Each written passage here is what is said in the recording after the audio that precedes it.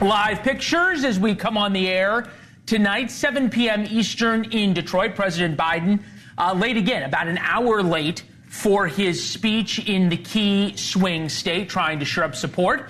In the battleground state of Michigan, in Detroit, big labor there, also a heavy minority population. Two groups he has to do very, very well with if he is going to win Michigan. Also a big Palestinian population near Detroit that he's obviously had some issues with. Right now, he is trailing by 3 percentage points in the latest polling averages. He won Michigan in 2020 by 3 points. So far, we're seeing a 6-point swing.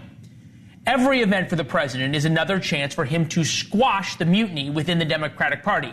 It is also an enormous opportunity for him to pour gasoline on the fire that is the mutiny of his party right now. One gaffe at an event like this, and all of a sudden the flames of fear from Democrats are going to absolutely erupt. There's a lot going on right now on this Friday evening. As we said to Blake Berman, the event we almost certainly were going to be talking about tonight was Trump's VP pick. He has pushed that way, way off. President Biden is going to get a very little bit of a reprieve from the intense media scrutiny of the past 2 weeks. Remember, it's only been 2 weeks since the debate. It is stunning what has changed in the Democratic Party. The governor of Michigan won't even show up for his event in Detroit. That's stunning. Nor will the sitting senator. So President Biden's going to get a bit of a reprieve because the RNC is starting next week on Monday, and Trump resumes his role as the greatest showman on earth. These kinds of events are not, emphasis are not, Joe Biden's strong suit. We may know Trump's running mate by Monday afternoon, and the focus will shift off of Joe Biden's events and whether or not he'll have a gaffe to Trump's running mate. So there are really dueling civil wars right now between factions of the Democratic Party and factions of the Republican Party. So you could almost put up side-by-side live shots here of Detroit, where we're seeing President Biden trying to quell this rebellion, and then we'll put up a side-by-side of Milwaukee. The RNC opens on Monday, and there are going to be some folks who are very angry and some folks who are very happy no matter who Donald Trump picks as his vice president. And there is a fight going on in each party about the future of that party. Because whoever Donald Trump picks as his vice president is the presumptive nominee in 2028. And obviously, if Joe Biden drops out, that completely upends the Democratic Party. Kamala Harris conceivably takes over, but then passes the torch to a new generation. There is the side-by-side. Milwaukee, 2024. And then, obviously, here we have the Democrats in Detroit. The Rupert Murdoch Brain Trust will start now as we await the president with the Republicans. They're lining up behind North Dakota Governor Doug Burgum. He's a mild-mannered executive. His pitch is a man who's going to get things done. The Wall Street Journal and New York Post have both dropped pieces advocating for Burgum as Trump's running mate. On the other side of this, there's the burn the house down crowd. That's the Charlie Kirk and Don Jr. crowd of the Democratic Party. They are the ones arguing for J.D. Vance. J.D. Vance is the firebrand senator from Ohio who once called Trump Hitler. Now he has become a Trump acolyte. So you look at these split screens and you cannot help but think to yourself that the one thing Republicans would wish more than anything is they didn't have to show up in Milwaukee coming up on Monday. Because whatever happens in Milwaukee for next week is going to surely drown out or begin to drown out the noise surrounding Biden, at least for a couple of days. All right, so this is video from the Fetterman-Oz debate in 2022. Why are we showing you this? It is an incredibly important moment. The John Fetterman model here is something that Democrats are talking about. And John Fetterman, who had a disastrous debate in Pennsylvania, I was there. We all thought it was absolutely over. for John Fetterman after the debate, and it was not. Fetterman is supporting Biden. He says, I know what having a bad debate is like. And you might even hear a line like that from Joe Biden tonight, something along the lines of, look, I had a bad debate. Having a bad debate is something that Republicans do not, under any condition, want to take attention away from. They're going to do everything they possibly can to talk only about Joe Biden at their convention. But Republicans should be careful in how they do this. We showed you that John Fetterman, Dr. Oz point. And there is a chance that people, whatever happens in Milwaukee, are going to turn around and say, we still don't like Donald Trump. We have learned the more focus there is on Donald Trump, the more focus there is on Republicans, the worse he does. The more focus on Joe Biden, the better Donald Trump does. That's what Republicans want. And unfortunately for them, they cannot move Milwaukee on Monday.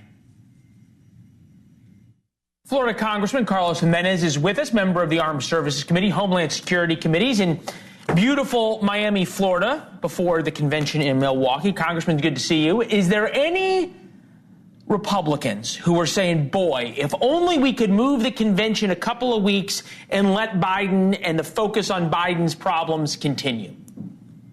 Oh, I'm sure a lot of us feel that way, but that's the way the calendar goes. We're happy to roll, and we've got our nominee. Let's find out who our vice presidential candidate's going to be, and let's go.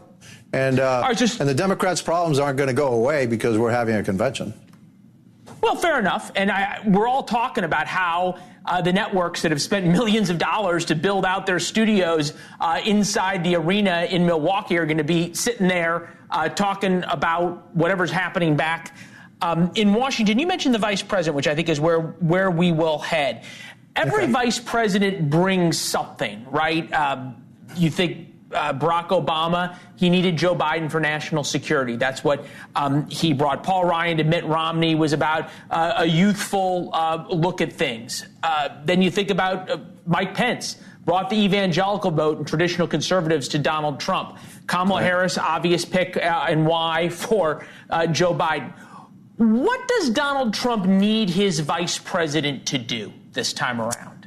I think he needs to make sure that the vice president is somebody that can not only be president of the United States if something happens to him, but also could be president of the United States for 8 years after him. Because in order to change the direction of this country, we're going to need a lot of time. It's not just 4 years. And Donald Trump can be the facilitator of the change in direction, but it's going to have to be carried out by somebody else. And look, if you're the vice presidential candidate, if Donald Trump wins, and we expect him to win in November, then the vice president is going to be the presumptive nominee in 4 years. And so that's one of the things that I feel that the president really needs to take in consideration. Not just his vice president, but who could be the next president of the United States to succeed him and follow up on the policies and the changes that need to be made to America.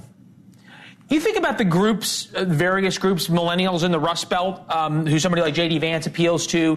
You've got somebody like Doug Burgum, who is more of a traditional Republican, that would be appealing to the country club set and to the traditional conservative Chamber of Commerce Republicans.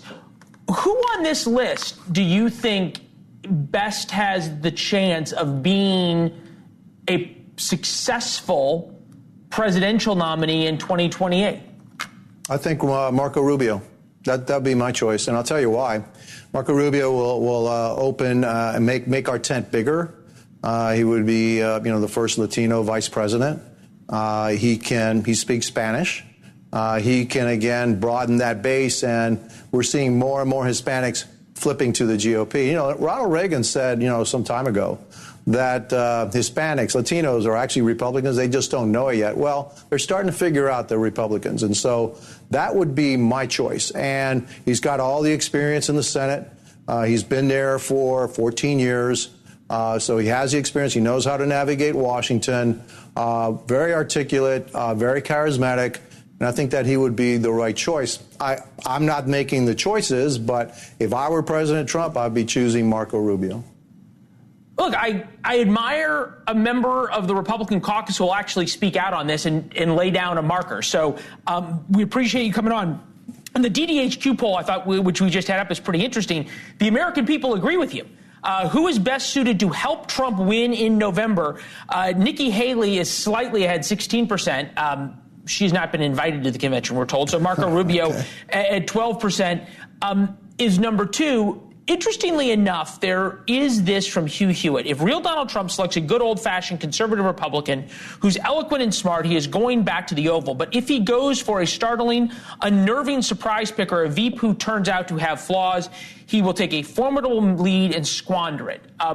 Rule number 1, do no harm. Right. Does J.D. Vance and the baggage he brings do harm if picked? Look, I like J.D. Vance and all that, but I'm not sure what he adds to the ticket. And so, President Trump should have his base, the right base is secure. They're with, Donald Trump. And so I think what you need to do is expand the base and expand the tent for the GOP, for the Republican Party. And again, who is going to be, the best candidate in 4 years to be president of the United States? I have nothing against any of the vice presidential, nominees or the contenders right now. I think they'd all be great vice presidents. I just have a preference, and my preference is Marco Rubio. All right, Congressman, thank you. We appreciate it. As I said, it's nice to have somebody who'll actually answer the question and lay down a marker. We'll all see together in Wisconsin. I'll see you in Milwaukee. All right, thank you. All right. Yes, sir. All right. Back live pictures of the Biden-Harris rally. President Biden expecting in a couple of minutes. What is incredible is what Joe Biden is doing not only tonight, but next week. Joe Biden is doing something that no presidential candidate has ever done in history next week. We'll tell you when we come back.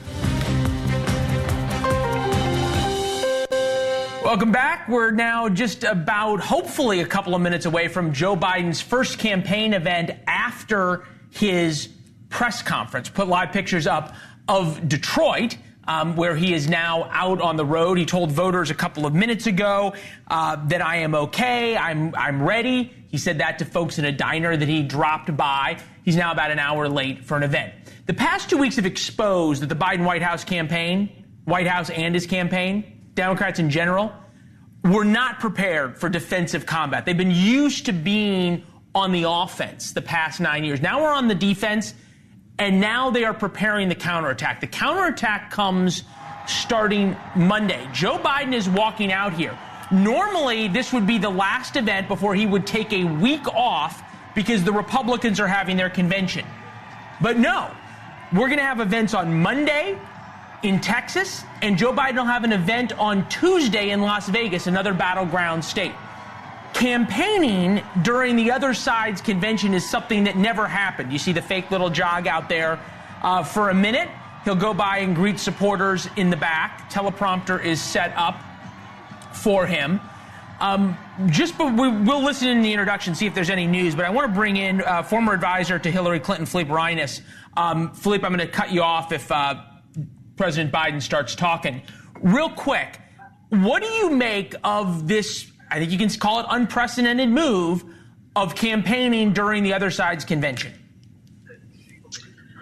I'm aghast that tradition and norms from the 20th century are falling by the wayside. If he wasn't seen, we'd be talking about why is he being hidden. So, I'm glad he's doing it. I have a feeling that once the Milwaukee convention starts on Monday, that Donald Trump will know exactly how to bring back the attention to himself. Look, I think Democrats have been surprised by how disciplined Donald Trump has been over the past 2 weeks to allow the focus on Joe Biden to continue, right? They pushed back the VP nomination. He hasn't said anything all that crazy. I could hear the irony and sarcasm in your voice of saying norms and traditions have gone by the wayside. But if you're Joe Biden, don't you want to not be around next week so you allow the focus to be on Donald Trump rather than on whatever misstep or gaffe or misstatement he makes, because we know he makes them? You know, what's funny is that when you say he, I get lost because they both make gaffes. They both say strange things sometimes. So I don't know who can get in the other's face. The convention, both parties traditionally and still use it as 4 nights to put their best foot forward. I don't remember the themes of the 4 nights in Milwaukee, but they're all make something again, make something great again, make America wealthy, safe, whatever, and great. So, you know, if you can interrupt that battle rhythm, then that's as good as if a week later Donald Trump is giving a rally and you can hold a rally that counter programs. I mean, this isn't the Tet Offensive where you're supposed to lay off and honor some sort of, armistice. If the Republican convention is well done and it's well argued, then, it doesn't make a difference what Joe Biden said. First of all, and I'm going to take a little pot shot at the media here, it's the media that is, holding on with bated breath every time Joe Biden opens his mouth.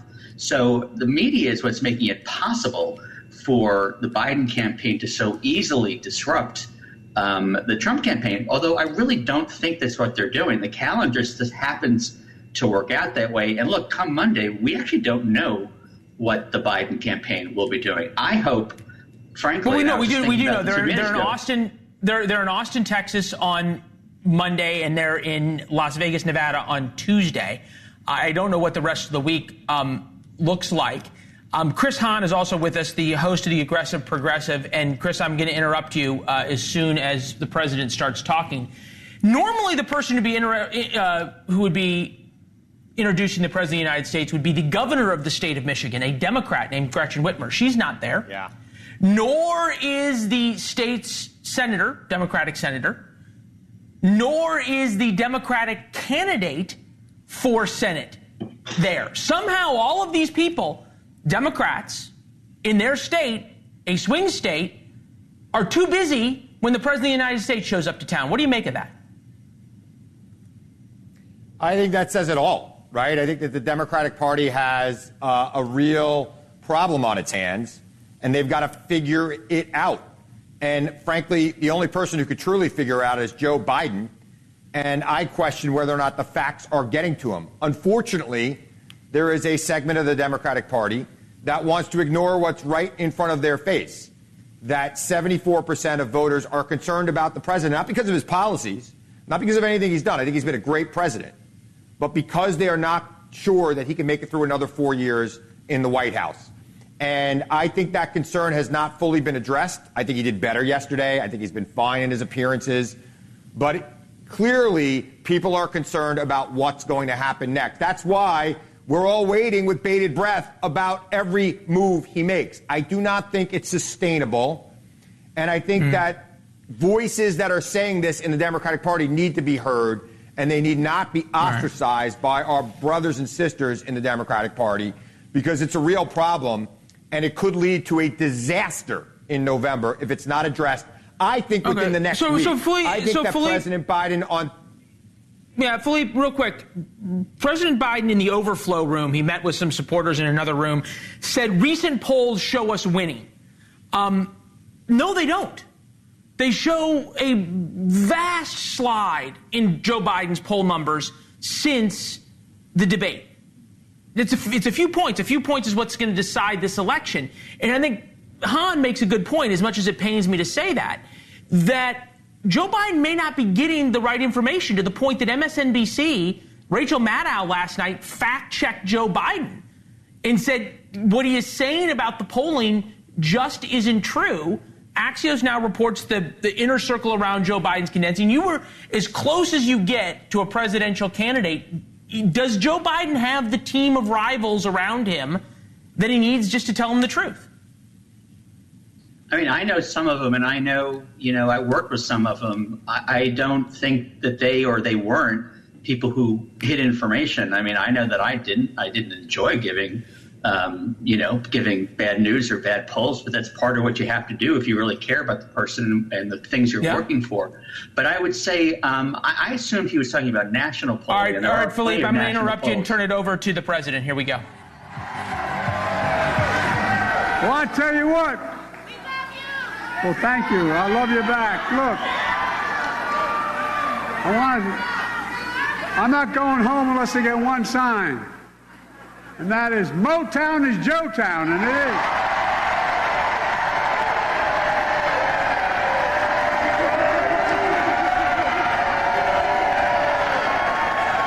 You don't know how true that is. My dad sold automobiles, got me through high school and college and law school, and it's selling automobiles and everything. We always looked at Motown. UAW. By the way, Pastor Rudolph, yes, her, she's the AME Church. When I was I'm still a young guy, but when I was a young fella involved in the civil rights movement of my state, which was segregated by law, I'd always start Pastor Beeman, now Bishop Beeman's church, the AME Church in Wilmington, for real. I'd go to 7:30 Mass, and I'd go to 10 o'clock services. We plan what we're going to do, how to desegregate the restaurants and streets of our city. And I tell you what, now you know why I spent so much time in the AME Church. Pastor, thanks for that introduction and for your spiritual leadership in the community. And by the way, we got a great crowd here tonight, to state the obvious, but if I didn't do this, I'd get in trouble with my dad looking down on me. We love you!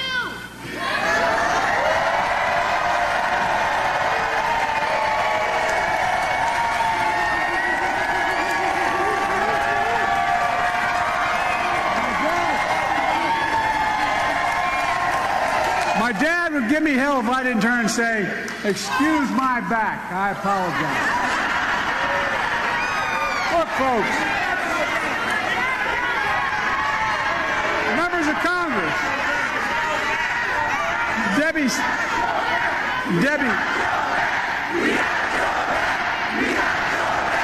I've got your back, and I got your back as well. Members of Congress, Debbie Haley, and by the way, I want you to know that I've spent a lot of time with Debbie. She's helped me like a lot. And last I forget which event we were at, and someone said, "You're his wife, aren't you?" Because she looks like Jill, my wife. And Siri, thank you very much. I can't tell you. Look, we got state leaders, Lieutenant Governor Gilchrist. He's hard to miss. He's 7'3". Secretary of State Benson. Laura Bourne, Democratic chairman. We got civil rights leaders, faith leaders, labor leaders, including SEIU, CWA, AFL-CIO. Thank you all. And by the way, I don't call it labor. It's simple. Unions. Say the word.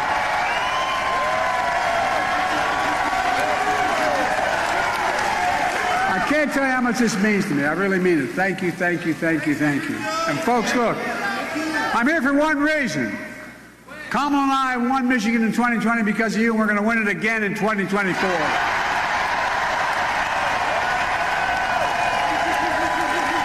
And here's how we're going to do it. We're going to stand up for women in America. We're going to protect contraception. We're going to protect IVF. And we're going to restore Roe v. Wade as the law of the land. I mean it. We're going to protect the right to vote. We're going to fight for Medicare and Social Security, not cut it like the other guy wants to do. I promise I'm going to keep lowering the cost of prescription drugs in America. We're going to keep expanding health care. No matter how many times Trump and his MAGA Republicans come after the Affordable Care Act, we will stop them and stop them and stop them. I mean it. Too many people are depending on it. We're going to protect our children. We're going to get weapons of war off the street. We're going to ban assault weapons. Folks, look, more children are killed by a bullet than any other reason in America. They die for that for more than anything else, any disease, any problem. It's sick. And above all else, we're going to stand up for our Constitution and save our democracy.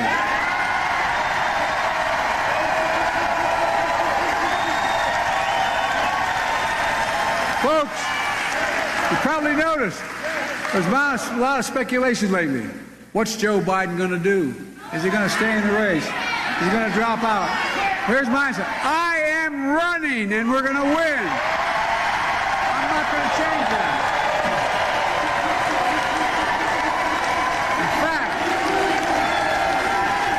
just today, the Marist poll released a national poll that has me beating Trump 50 to 48. I don't know all those drop-offs that took place. There's so much of my narrative, my campaign has fallen apart, they say. I'm the nominee of the Democratic Party, the only Democrat or Republican who has beaten Donald Trump ever. And I'm going to beat him again. I know him. Donald Trump is a loser.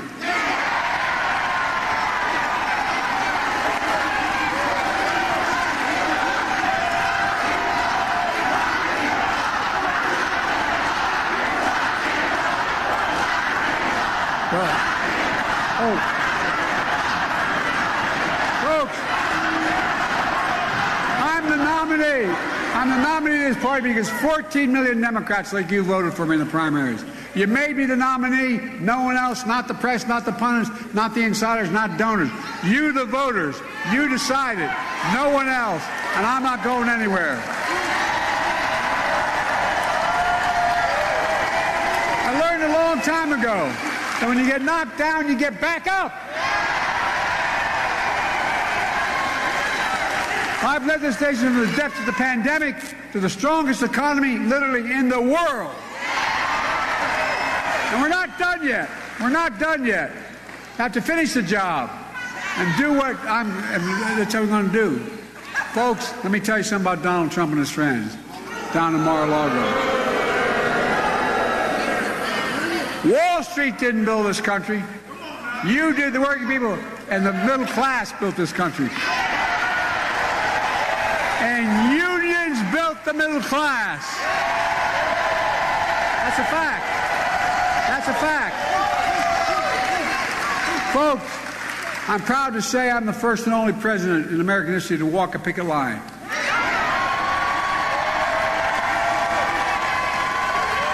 Because I know when labor does well, everybody does well. That's not hyperbole. I came to Michigan to walk that picket line. I stood shoulder to shoulder with the United Auto Workers, the greatest auto workers in the world. And I want you to know, I promise you, I give you my word as a Biden, I'll always have your back because you've always had mine. Remember what Donald Trump did when I was here walking the picket line?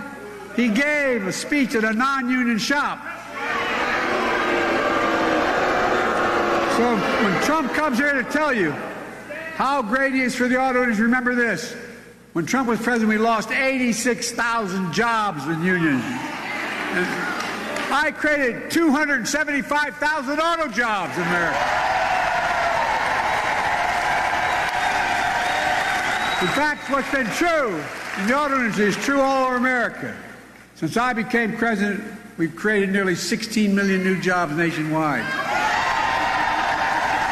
390,000 of those jobs right here in Michigan.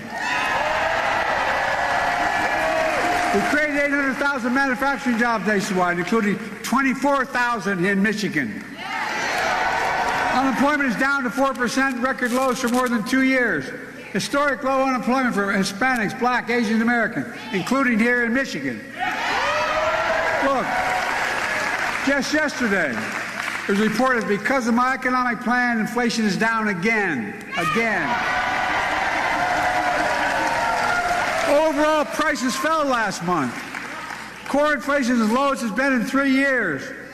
Prices are falling for cars, appliances, airfares. Grocery prices have fallen since the start of this year. We got more to do. We're going to keep working to take corporate greed, take it on. You know, since the pandemic, corporations have doubled their profits. I understand corporations. I come from the corporate capital of the world, Delaware. They have more corporations incorporated in my state than every other state in the union combined. I'm not anti-corporation, but I'm anti-greed. That's what I'm anti.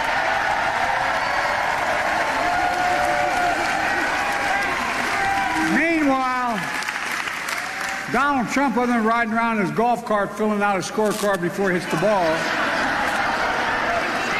he's calling for, seriously, this is the God's truth, he's calling for a 10% tariff on everything we import, including fruits, vegetables, coffee, and other necessities. And the leading economists in this country tell us that his plan would cost working families $2,500 a year in a new tax. That's a fact, not a joke. Folks, the vast majority agree our economy is moving in the right direction. Jobs are up, wages are up, the economy continues to grow, and inflation is down. And I love telling Trump this, even though I don't own any stock. The stock market is a historic high, closed at over $40,000.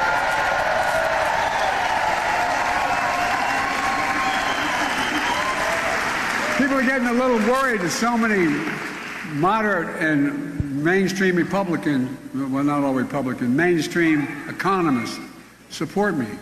Look, there are more people have more money in their 401ks than they ever did before.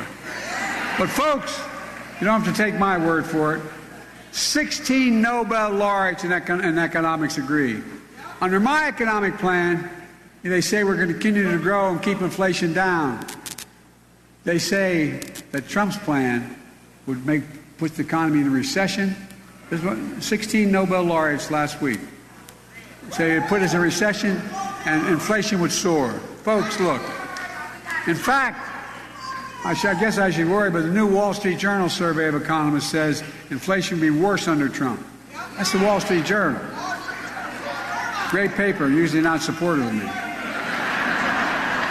Do you really want to go back to the chaos of Donald Trump as president? Back when the United States lost 3 million jobs. And by the way, Donald Trump is the only president in American history, other than Herbert Hoover, who lost more jobs than he had when he came in. That's why I call him Donald Herbert Hoover Trump. Remember the days when people were dying, literally dying, and we were pushing on the COVID effort? Well, guess what? He told us, we don't have to worry about COVID, it's not that bad. Just inject bleach in your arm. I think he missed, he hit his head. Look, remember when Trump was transgressing peaceful protest across the White House lawn? Who were marching for justice. Look, folks, if it wasn't so serious, it'd all be like a made-up novel would happen. Now, I'm not complaining, I'm just saying. You may have noticed that since the debate, the press and their good guys and women up there, they've been hammering me. I make a lot of mistakes. No, it's okay. They've been hammering me because I sometimes confuse names. I say that's Charlie instead of Bill. But guess what? Donald Trump has gotten a free pass. He hadn't done a damn thing till a couple days ago. He'd been riding around in his golf cart in his course, filling out his scorecard before he picks up his club, rambling about. Think what he's been talking about. Hannibal Lecter, he says, is a nice guy. How Trump would rather be electrocuted than eaten by a shark. You know that whole thing? Remember that? Poor Donald. He can't even watch TV this week because of Shark Week. And by the way, on a more serious note, I had 32 members mostly from Europe, but 32 members of NATO in Washington. And by the way, and the press has covered this, they give me credit for strengthening NATO, expanding NATO, making it what it is. But look, this is deadly earnest.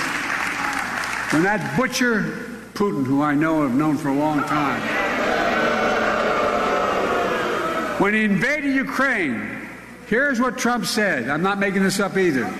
He called him a genius and said it was wonderful. What in the hell is going on? But people would rather talk about how I mix up names. I guess they don't remember that Trump called Nikki Haley Nancy Pelosi. Well, no more. Donald, no more free passes. Today we're going to shine a spotlight on Donald Trump. We're going to do what the press so far hasn't, but I think they're going to soon. We're going to say who he is, what he intends to do. Folks, Donald Trump is a convicted criminal. He's convicted.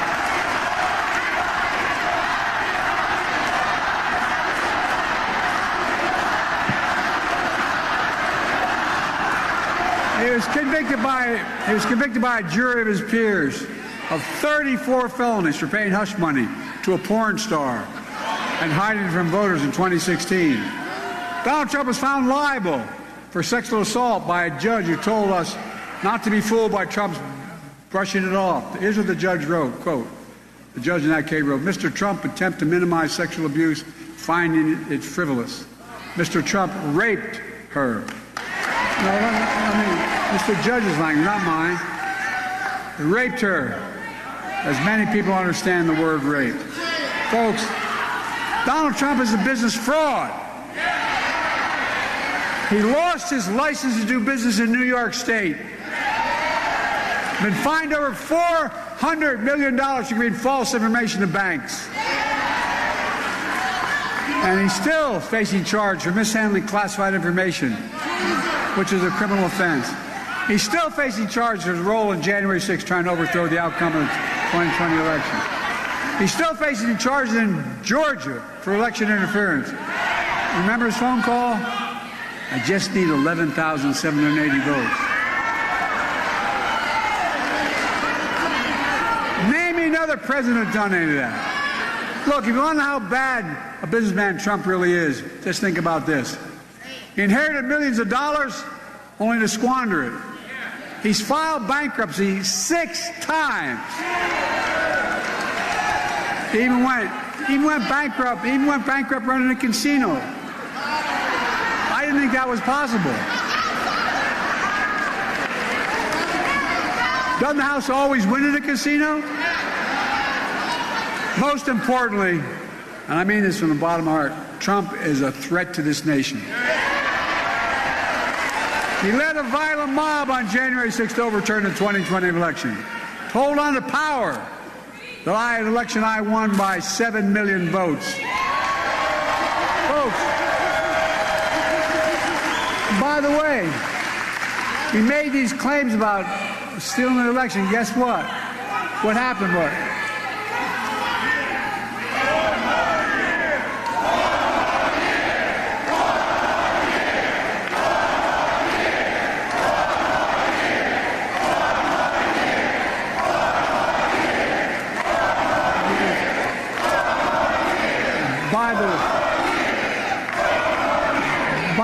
by the way, no, yeah, I know.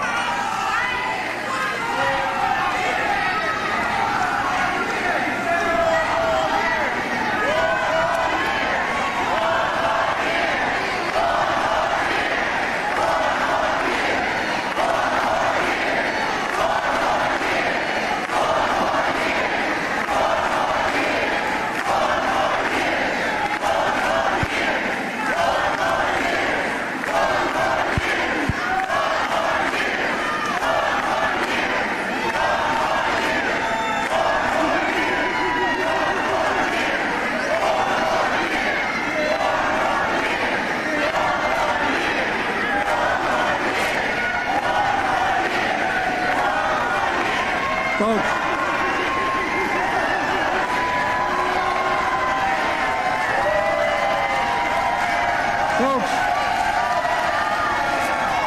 look, give me 1 second.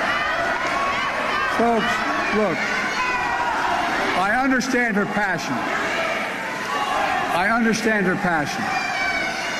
That's why I put together a detailed plan that the United Nations has accepted, that the Israelis accepted, that the Palestinians have accepted, to end this war. This war must end. It must end.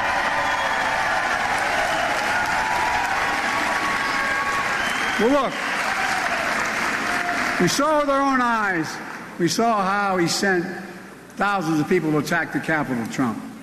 We saw the police being attacked, the Capitol being ransacked, the mob hunting for the Speaker of the House, Nancy Pelosi, gallows set up to hang Vice President Pence. We saw it here in Michigan, a stark attack on your state capitol. A horrendous plot to kidnap your governor. Protests surrounding your home, the home of your Secretary of State, for simply doing her job. She's here tonight. Madam Secretary, I'm proud of you. Where are you, Madam Secretary?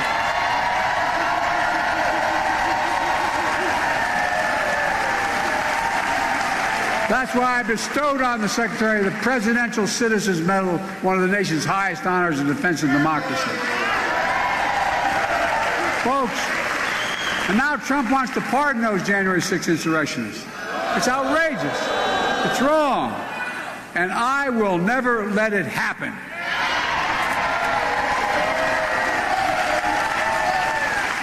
No president has ever attempted to do what Trump tried to do. No president. But Trump is even more dangerous now. No, I'm serious. He's unhinged. He snapped. And he refuses this time around. He refuses this time around to say he'll accept the the results. Can you imagine that look? He says if he loses, there will be a bloodbath when he loses. And the United States Supreme Court said there is virtually no limit on the power of a president. Trump said if he wins, he'll be a dictator on day one. He means it, folks. We're not going to let that happen. Over my dead body will happen. Folks, I don't want to complicate, but just look at this right-wing Project 2025. Oh, but it's really focused on, you heard about it. It's a blueprint for the second Trump term that every American should read and understand. Now, of course, Trump is lying about it now.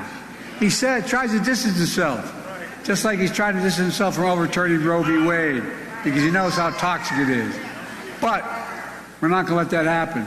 And the press shouldn't either. Project 2025 is run and paid for by Trump people, his top policy people, his campaign press secretary, his personal bag man in the White House, the biggest funders and more. It was a project built for Trump. Folks, Project 2025 is the biggest attack on our system of government and our personal freedom that has ever been proposed in the history of this country. And here's the nightmare, what it would unleash. Trump Project 2025 will criminalize the shipping of abortion medication, anywhere to deny contraceptive covers, allow a ban nationwide. That's what Project 2025 is calling about. Project 2025 will deploy the Department of Justice to prosecute Trump's enemies. And that's a real deal. Trump's enemies. Trump himself calls his campaign a campaign, is what he calls it, revenge and retribution. That's what he says. Well, Trump's 2025 project will eliminate the civil service. No, I'm serious, not a joke, read it. And he'll allow him to hire tens of thousands of civil servants that are running only because they support Trump. They have to take a loyalty oath to Trump beforehand. Folks, that's not the United States of America. Trump's 2025 project will cut Social Security and Medicare, rip away protections for pre-existing health conditions, will eliminate $35 a month cap on insulin, allowing drug companies to jack up the prices back up to $400 a month. Stop Medicare from negotiating lower drug prices.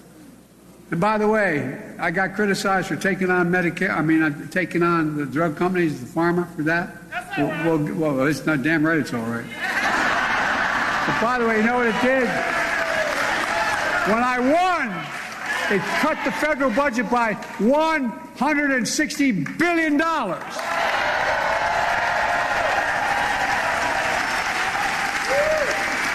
Trump's Project 2025 will eliminate the department. He wants to eliminate the Department of Education. Not a joke.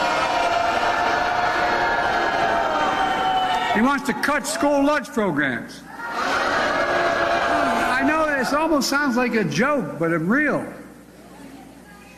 He wants to eliminate Head Start for low-income children. His project will allow employers to stop paying overtime for hourly workers, but give the very wealthy another massive tax cut. The tax cut he's proposed is for $5 trillion over the next 10 years. Folks, Project 2025 is going to let him round up over 10 million people in America and put them in detention camps. You heard him say it. You heard him say what he wants to do. That's what he says he's going to do. Ripping them away from their homes, their schools, because Trump calls them animals who poison the blood of America. Look, folks, there's only one reason. Only some of Trump's plan 2020. It goes on for 900 pages. We've never seen anything like this. And it's not a joke. It's time for us to stop treating politics like entertainment and reality TV.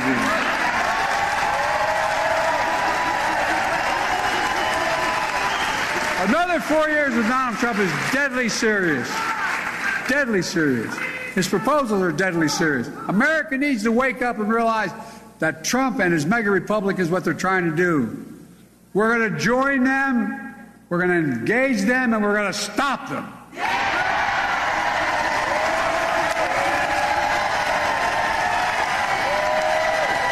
Folks, we all know it's not enough just to be against something. We have to be for something.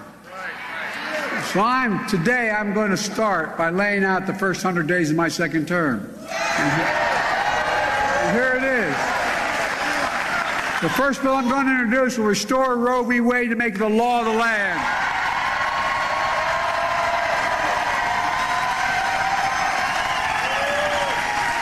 I will sign the John Lewis Voting Rights Act and the Freedom to Vote Act. We're not only going to stop Trump and the MAGA Republicans from cutting Social Security and Medicare, we'll expand and strengthen Social Security and Medicare. And here's how we're going to do it. Press always asks how. Listen, press, by making the rich pay their fair share of Social Security.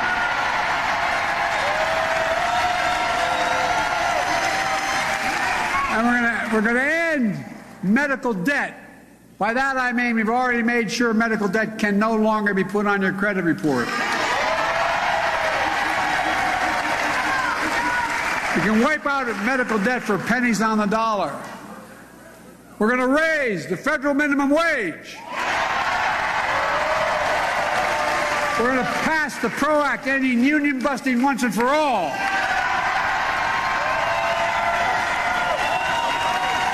And I'm going to ban assault weapons again. I did it once, I'm going to do it again.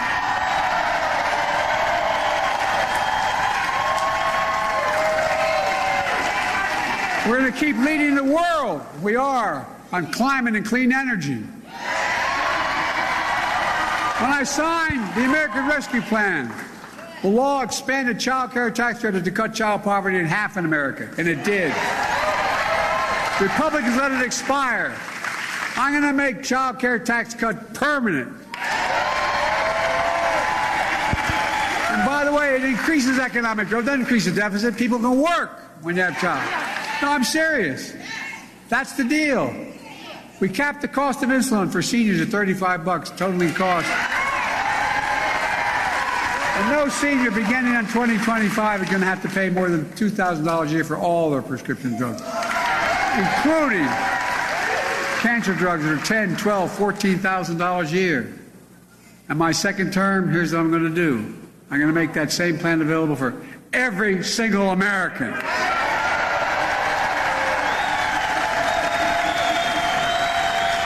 Again, saving the federal government hundreds of billions of dollars over time.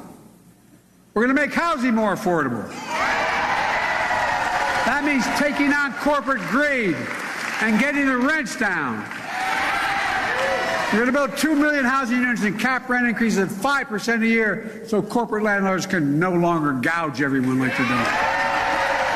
We can do this.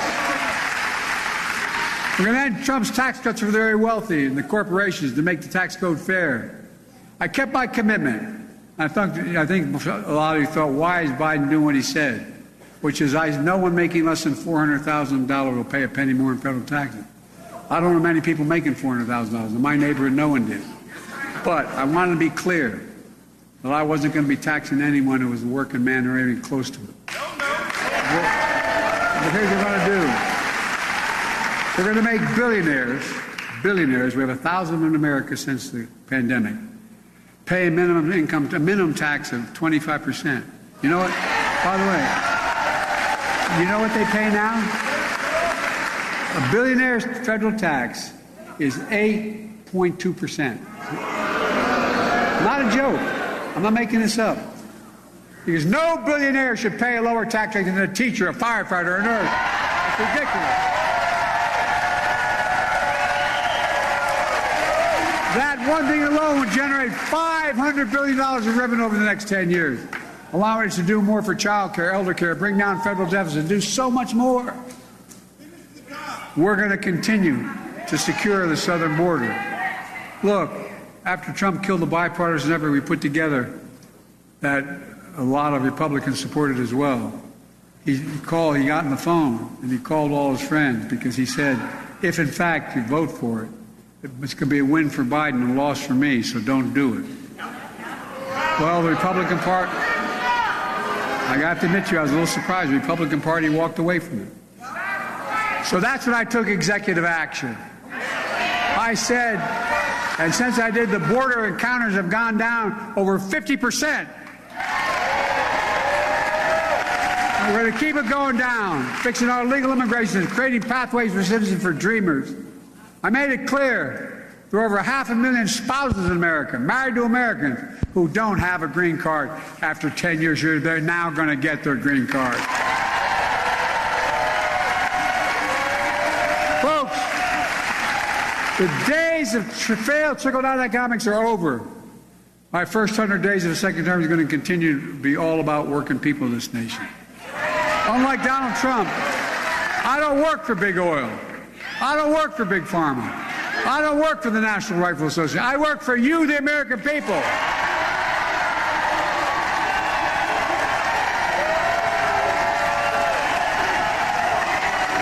Everyone. Look, what's America all about? Everyone in America is entitled to a fair shot. Just a fair, no guarantee, a fair shot. But in America, we're going to leave no one behind and give everybody a fair shot. That's all they are. Folks, let me close with this. I know I look 40 years old, but I'm a little bit older. Hopefully with age comes a little wisdom. And here's what I know. I know how to tell the truth. I know right from wrong. I know how, and I've demonstrated how to do this job. And I know Americans want a president, not a dictator. And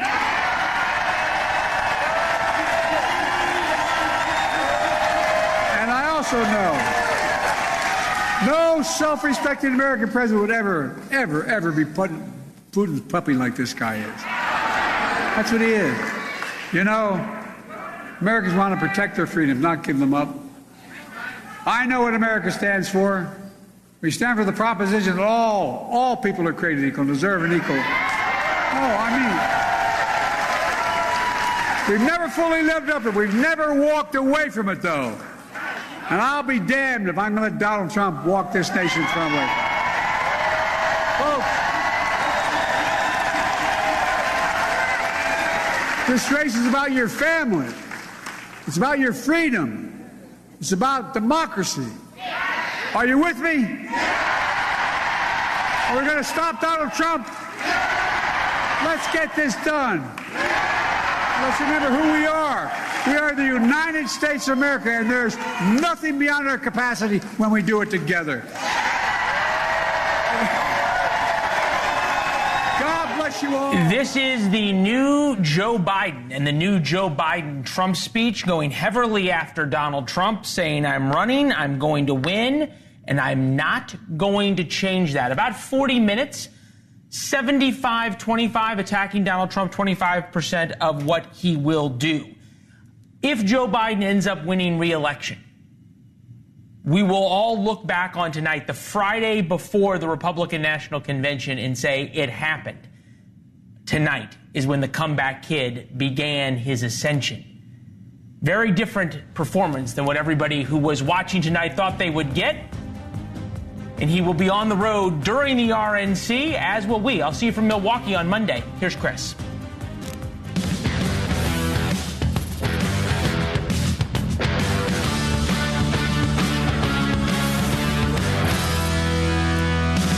Hey, I'm Chris Cuomo. Thank you for the company. And I'm pissed off. And I'll tell you why. The comeback kid, they're calling him now, the same media that wanted him out yesterday, that have been doing everything they can to manipulate this situation with breathless coverage, exaggerating how many Democrats were coming out. You have more media responsible for saying Biden should go than members of the Democratic Congress. They don't even have 10% of their caucus out against him and out against him and out against him and out against him and out against him and out against him and